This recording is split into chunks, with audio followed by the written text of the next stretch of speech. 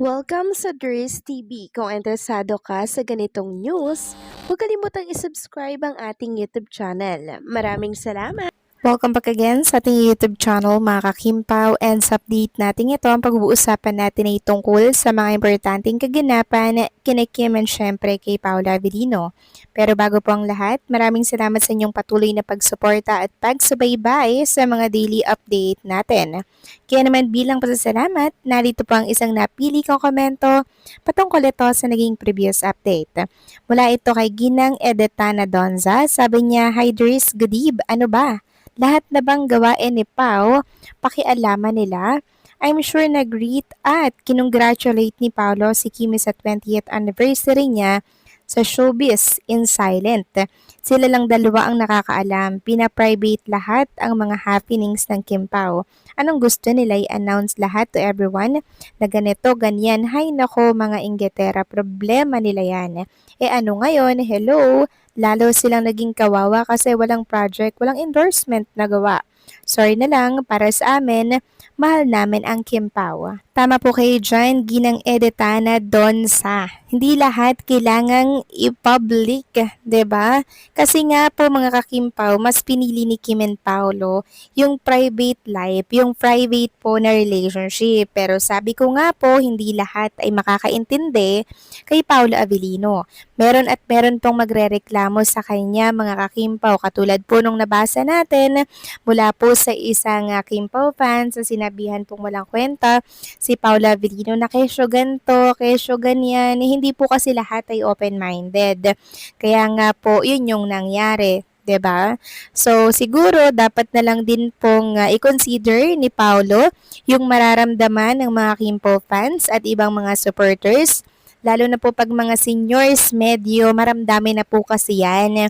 Kaya kinakailangan po talaga maging gentle ni Paolo Avellino mga Kimpaw. Pero ang importante naman dito, nagkakaintindihan sila sa likod po ng camera, and masaya sila sa likod ng camera. Yun yung importante kasi anuhin mo nga naman yung very sweet sa harap ng camera, tapos in public, kung in reality naman hindi naman kayo ganun, 'di ba?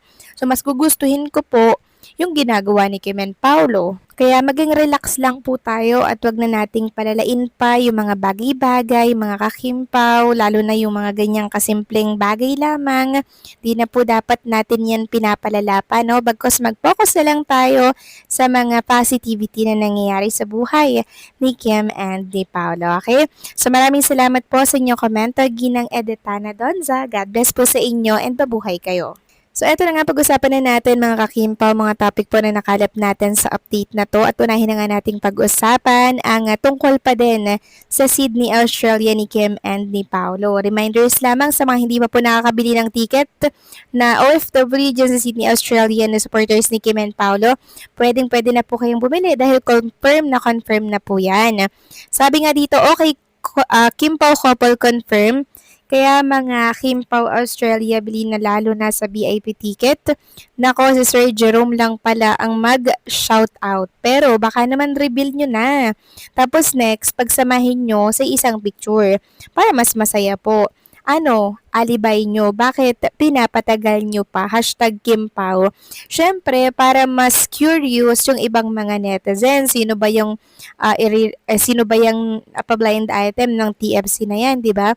Mas lalong pag-uusapan. Yun yung nakikita kong rason kung bakit until now ay hindi pa po nila inire-reveal para mas maging alam niyo yun, usap-usapan sa mundo ng social media. Pero sana i-reveal na nila yan kasi maraming nag-aantay na mga Kimpaw fans para sila ay makabili na po ng ticket. Pero confirm na yan mga kakimpaw, wag na po kayo mag-atubiling bumili ng ticket.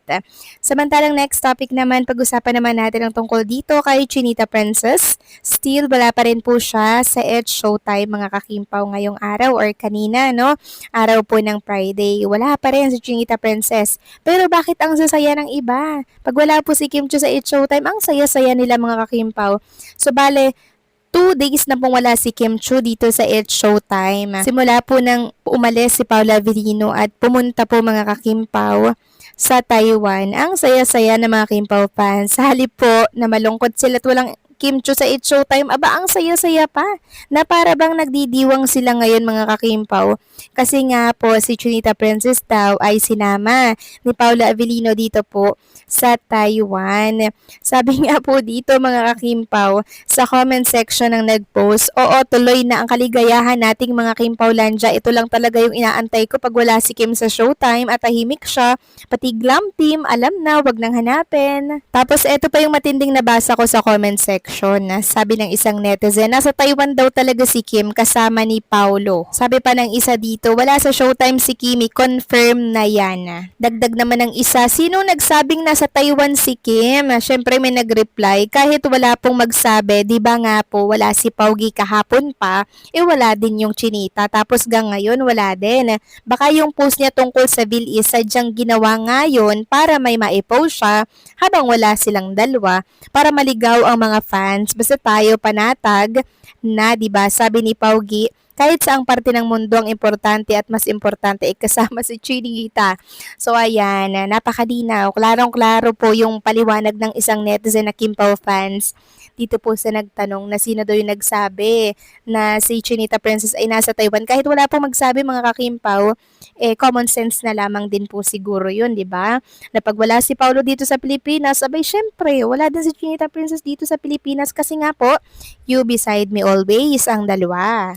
So, hindi kasi papayag yang si Paolo Avellino na iwanan si Chinita Princess. Sumakto nga, 'di ba sa 20 years anniversary ni Chinita Princess. Kaya nung pagka-alam ko na si Paolo ay pupunta po ng Taiwan, tapos saktong 20 years ni Kim Chiu sa showbiz industry, parang yung utak ko, parang, uy, matik, eksakto. No, double yung ganap sa Taiwan. O, di ba mga kakimpaw? Gano'n na, automatic yung utak ng mga Kimpaw fans.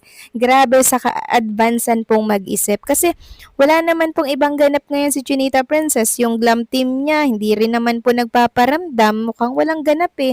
Kasi pag may ganap po si Kim Chiu, endorsement shoot, photoshoot, meron po yung Instagram story lagi na ito yung ganap kay Chinita Princess. Tapos ngayon, wala naman po mga kakimpaw nananahimik po sila May iba po silang ganap. So ano bang iisipin ng iba pang mga Kimpaw fans? Si Kim Chiu is with Paolo Avellino, nag-enjoy and syempre sinusulit ang vacation dito po sa ibang bansa. Tapos isasabay dyan ni Chinita Princess mga kakimpaw, yung tinatawag na pagpapromote ng mga kung ano-anong hawak niya ng mga brand, tapos yung kanyang product or yung kanyang business na House of Little Bunny. Marami po kasing pwedeng gawin ni Kim Chiu kahit saan siya magpunta. Kung baga hindi po siya nauubusan na mga pwedeng niyang gawin mga kakimpaw. Kaya thankful tayo kay Paolo kasi kahit pa paano nakakapag-vacation si Chinita Princess habang nagtatrabaho and ginagawa niyang productive yung kanyang oras sa ibang bansa. Kaya ako das kay Paolo and kay Chinita Princess, enjoy your vacation. Ilang araw ba yan? 5 days nga ba talagang wala si Chinita Princess sa Pilipinas? Yan po ang ating matutunghayan at malalaman sa mga susunod nating update. So paano mga kakimpaw, hanggang dito na lamang po ang update natin at maraming salamat po sa inyong patuloy na pagsuporta.